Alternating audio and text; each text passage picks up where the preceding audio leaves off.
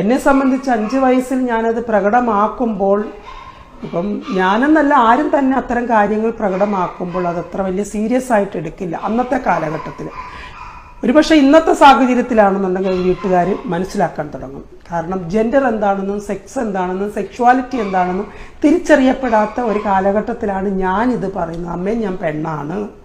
അപ്പം അമ്മ പറഞ്ഞാൽ അതെ പെണ്ണാണ്, ഉടുപ്പ് മേടിച്ചു തരാം അന്ന് അമ്മ പറയുന്നു. ബട്ട് ഇന്നത്തെ കാലഘട്ടത്തിലാണ് അത് പറയുന്നതെങ്കിൽ മാതാപിതാക്കൾ ഒന്ന് ചിന്തിക്കും, എന്തുകൊണ്ടാണ് ഇവൻ ഇത് പറയുന്നത് അല്ലെങ്കിൽ ഇവൾ ഇത് പറയുന്നത് എന്ന് ചിന്തിക്കും. എനിക്കറിയാം ഒരുപാട് മാതാപിതാക്കൾ പറയുന്നത് ഇത് ഒരു തരം അസുഖമാണ്, ഞാൻ പ്രസവിച്ചത് പെൺകുട്ടിയാണ്, ഞാൻ കണ്ടല്ലോ.